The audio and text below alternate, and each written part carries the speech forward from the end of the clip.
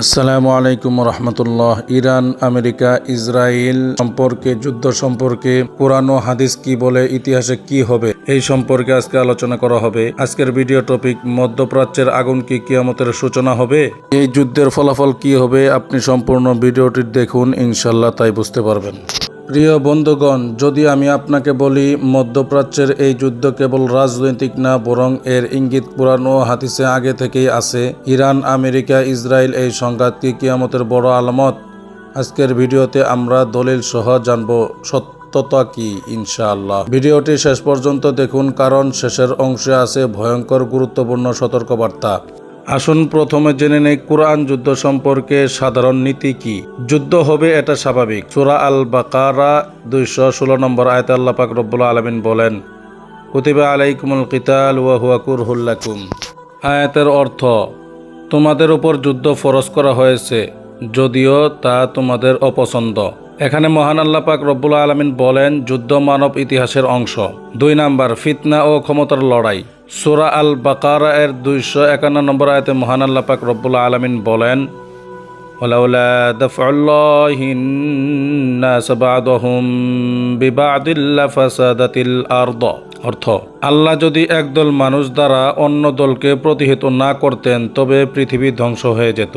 অর্থাৎ এতে শক্তির ভারসাম্য থাকবে। ইসরায়েল ও বনি ইসরায়েল সম্পর্কে কোরআনের আয়াত। সূরা আল বনি ইসরাইলের 4, 5, 6, 7 নম্বর আয়াতে আল্লাহ পাক রব্বুল আলামিন বলেন, লাতুফসিদুন্না ফিল আরদি মাররাতাইন।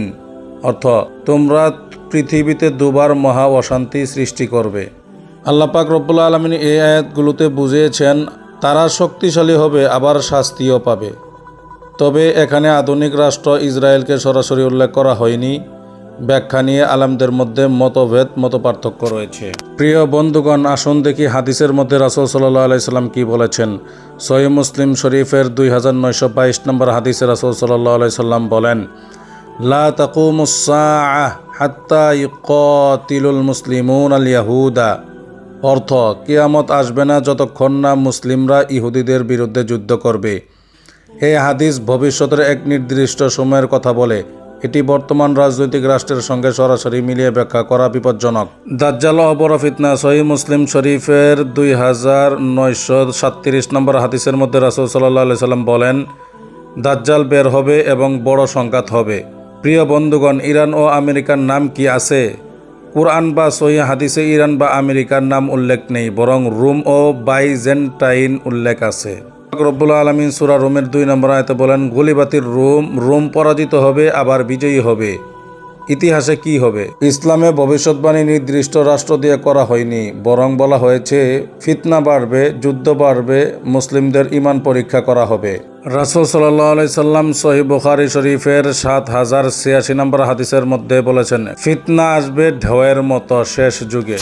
প্রিয় দিনী ভাই ও বোনেরা, রাজনীতি নিয়ে আবেগ নয়, আমাদের প্রস্তুতি হওয়া উচিত ঈমান শক্ত করা, নামাজ, তওবা ও দোয়া করা।